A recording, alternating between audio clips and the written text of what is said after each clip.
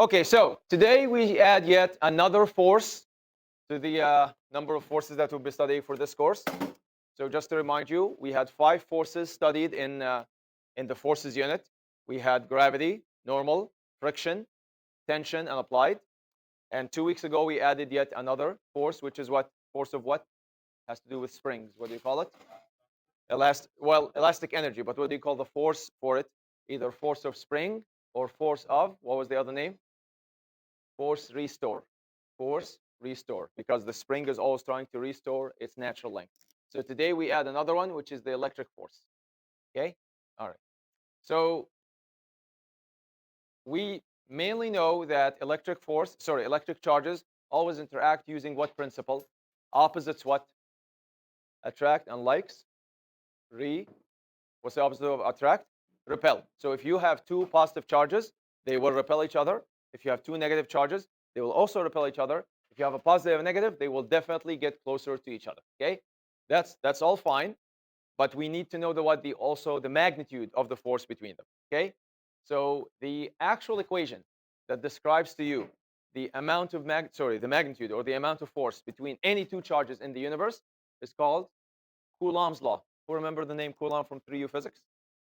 Coulomb actually is basically to electricity what Newton was to forces and dynamics. Okay, he was the first one to actually come up with the major equation to actually govern how charges react. Okay, which actually even extends to nuclear physics because you've got all these protons and electrons interacting, and they still follow to a huge extent this equation. Okay, so the symbol for the electric force is, I've seen books with Fe. Actually, your Nelson textbook uses F capital E sometimes, but I opted for F elec because sometimes, as for example, Ahmed said when I asked for the force of spring, he called it force elastic.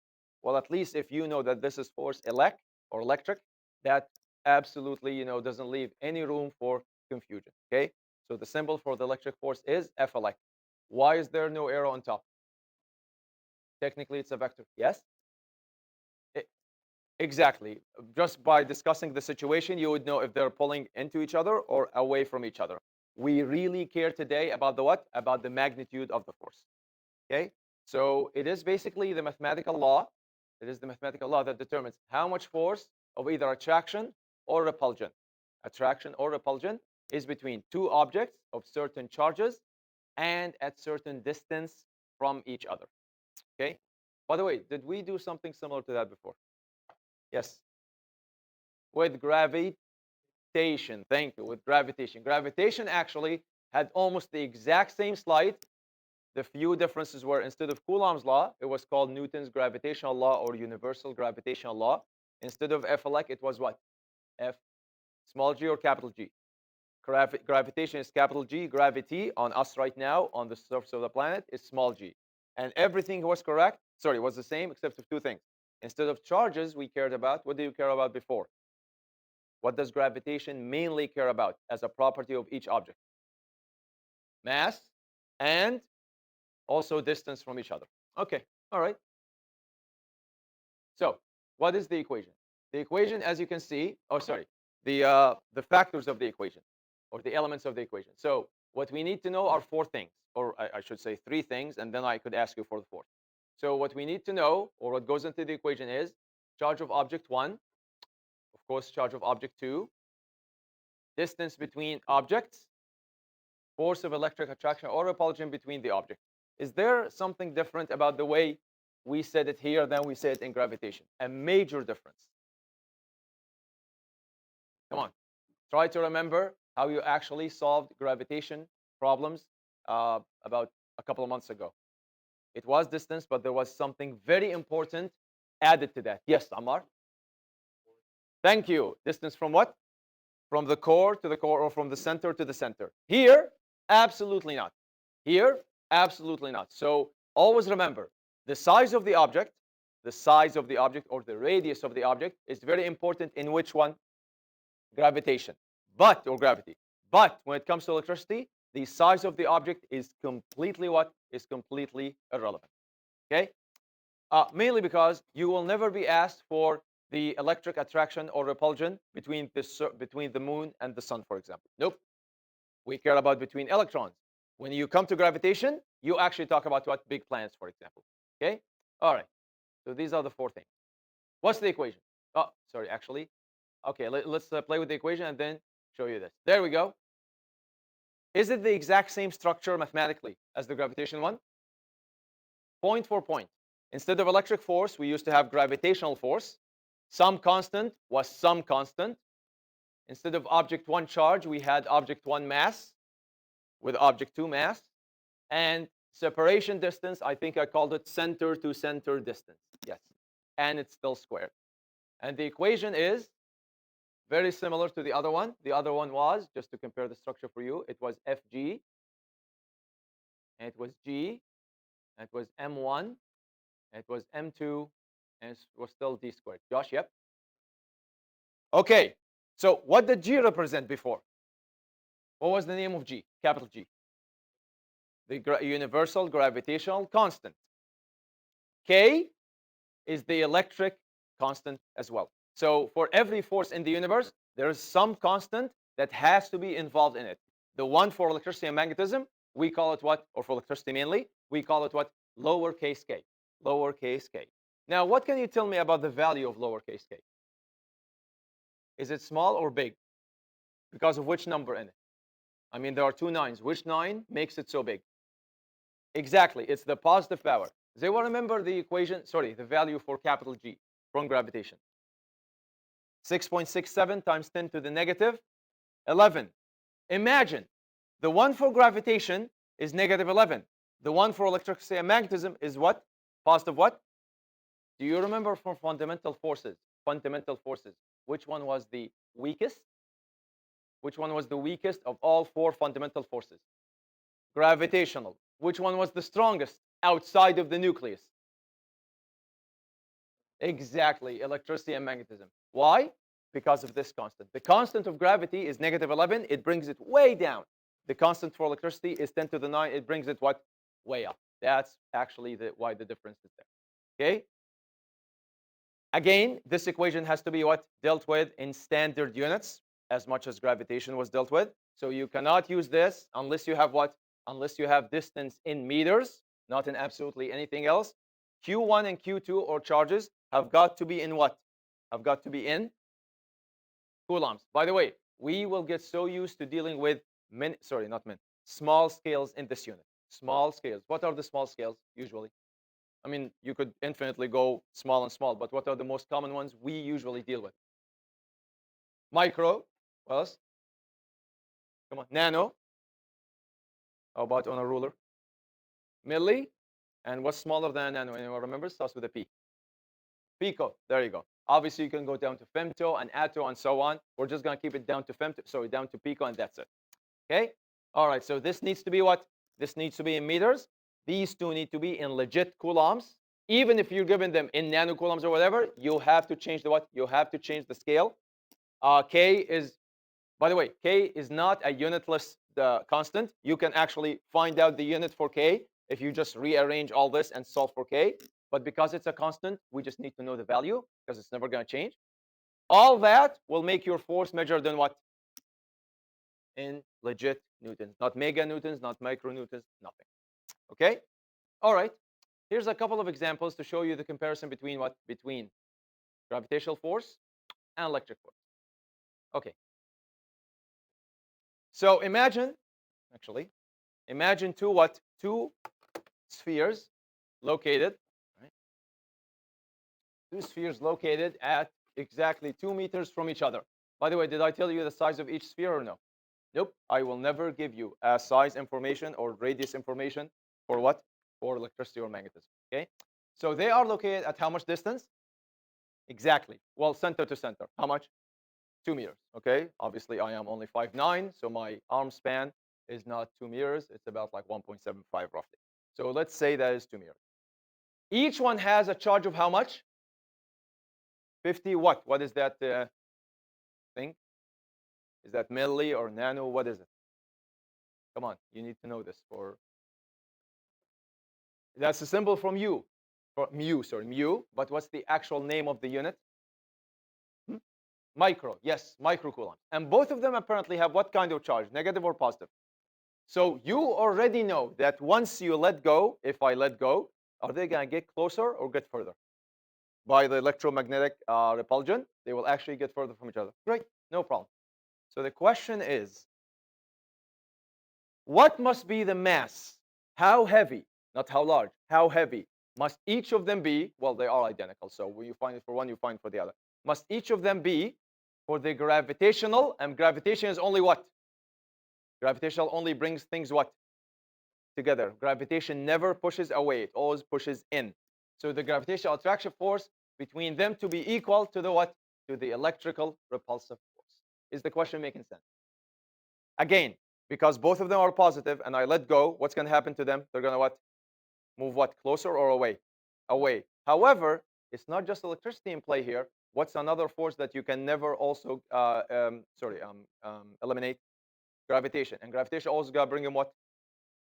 Closer. So there's a force pushing them in, but there's also another force pushing them out. The question is, how heavy should each of these be for the outward force to be equal to the what?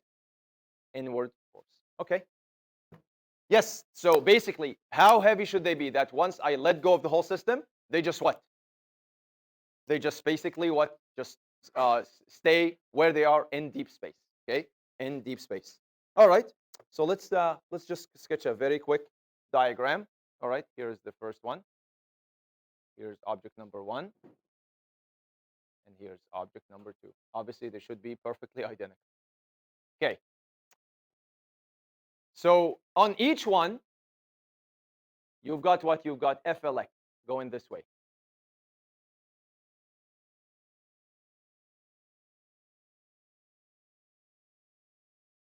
But also on each one, you've got what? Come on. Fg going this way. Or so not going, like pulling this way.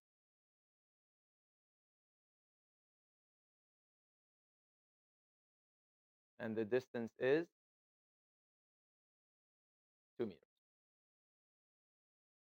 What did we say that each sphere has to do?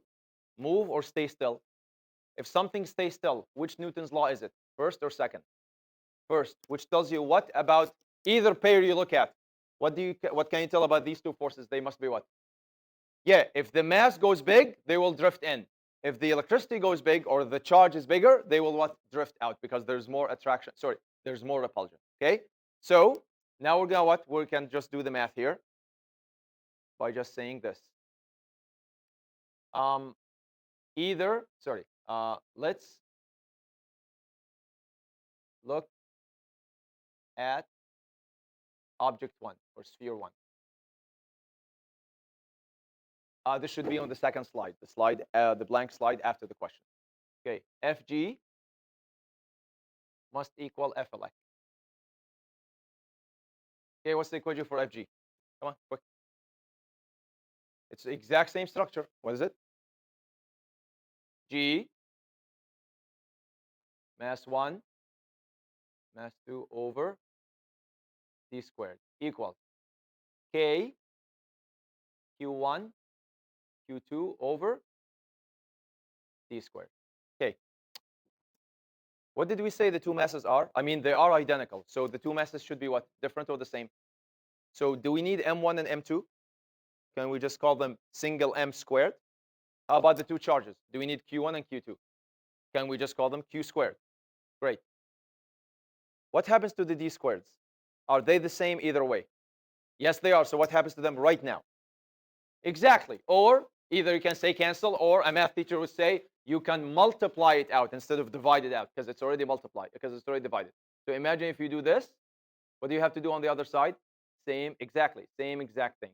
Either way you think about it, this cancels that, and this cancels that. Good. No more fractions. Perfect. Okay. So this becomes G mass squared equals K Q squared. Oh, beautiful, easy equation. Which one of those four parameters or four variables are we solving for? G, M, Q, K, Q. We are solving for M. Ammar, would you mind telling me how symbolically you could rearrange this one to just solve for the M in one shot? Square root. Yep. Exactly. Basically, this one sneaks here under, and then you square root the whole thing. Perfect. So m equals square root of k q squared all over capital G. Yes. Okay, time for writing the numbers. What's the value for k? Very easy to know. What is it? It's got two nines. 9 times 10 to the 9. That's how I always memorized it. 9 times 10 to the 9. Time. What's the charge on either sphere? How much? So 50, and micro is 10 to the negative 6. 10 to the negative 6. But don't forget, it's got to be squared. So times, actually, I'm going to erase this and just put a bracket. I mean, you could put a multiplication sign. It's up to you. But 50, I mean, sorry, times 10 to the negative 6 squared. Make sure you're. And G is what? 6.67 times 10 to the negative 11 equals. Okay. I know that 10 to the negative 6 squared is how much? Just 10 to the negative 6 squared. Exponent. Come on. Power to a power. You do what? You add or multiply? You multiply. Power to a power. Power to a power. You multiply. So this got to be negative 12. Okay. And 9 times 50. 9 times 50 is 200 and, sorry, 2,250. So, sorry, my bad. Oh, not 50. 50 what? 50 squared. Thank you. So this will be 9. Again, this is just my way of doing the whole thing in my head. You don't have to do that. Don't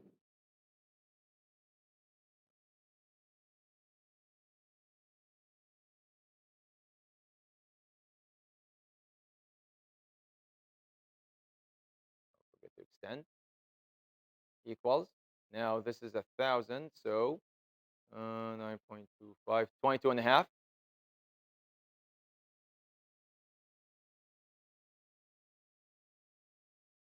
Who's got the final answer?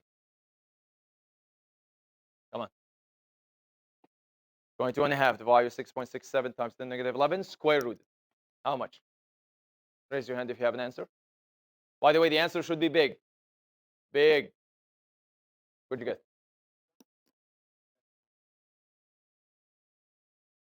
No, no, no, no. 10 to the power 9? Oh, you're right. My bad. You know what? Then you're right. Sorry. I guess I meant this. 10 to the negative 3. Thank you. Yes, thank you. Oops. 9 with minus 12 is minus 3. You're good. Thank you.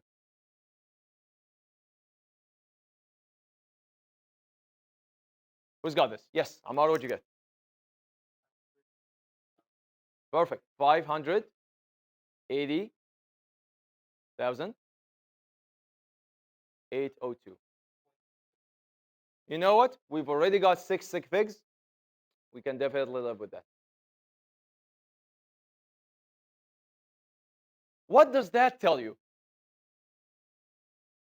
Could you imagine if that tennis ball, by the way, how heavy is 580,000 kilograms? What do you call 1,000 kilograms? Ton. This ball, or each of the two balls actually, has to have how much mass? About 581 metric tons to just cancel how much charge? How much is the 50 microcoulomb? What does that tell you? Which one is much stronger than the other? Electricity or gravitation? 50 microcoulombs of stripped charge or added charge was enough to completely counteract 581 kilos of what? Of attractive power. That's how weak gravity is. Gravitation needs a lot of mass to have an effect. Electricity, not so much. Yes. What you got? Oh, 9. Okay, show me the rest of the calculation. Yes. Oh, square rooted. Yes, don't forget to square root and square root the whole thing in a bracket. Okay. By the way, what do you call an object that's so small if it was this small, and so heavy. Condensed. Take out the CO out. What do you got?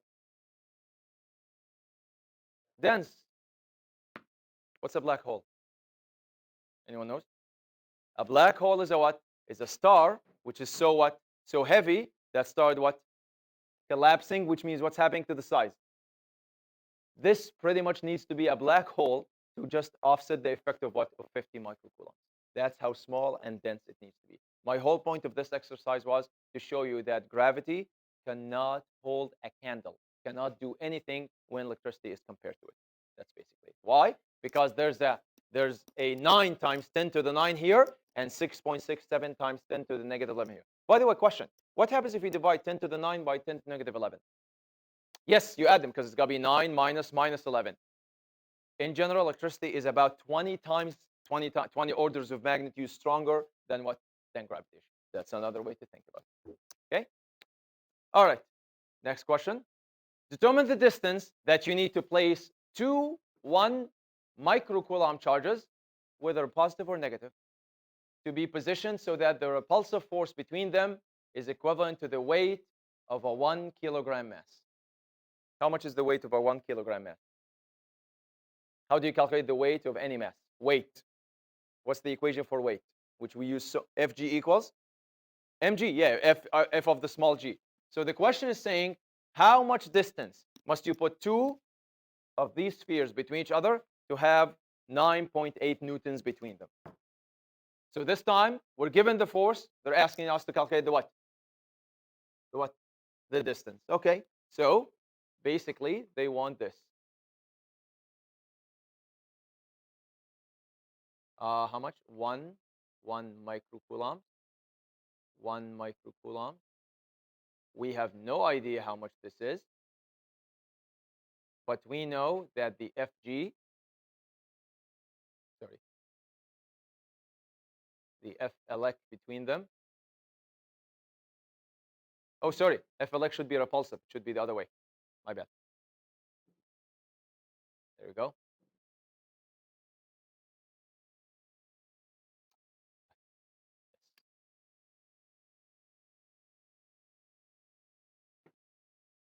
Okay, let's try the equation here. So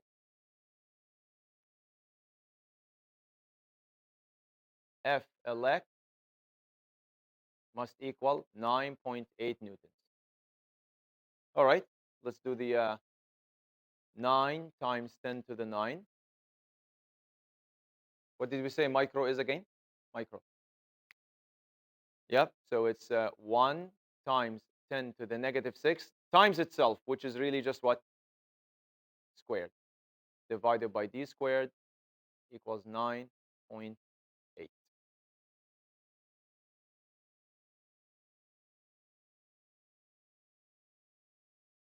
Okay, how do you solve this? Solve for the d, of course. You can clean this up first. I mean, technically, there's an invisible 1 here. So you can multiply those two after squaring this, which is really easy because it's just got to be 1 times 10 to the negative 12. So 9 times 10 to the 9 times 10 to the negative 12, all divided by d squared equals 9.8 over 1. Okay. Cross. You get d equals square root of what? Of this guy divided by this guy. 9 minus, so 9 times 10 to the negative 3 divided by 9.8. Okay, I'll do this one.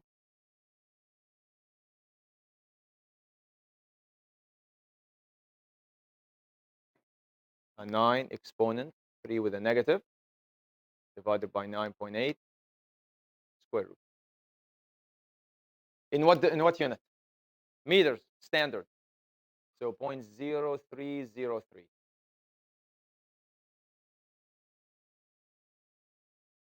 Or how much?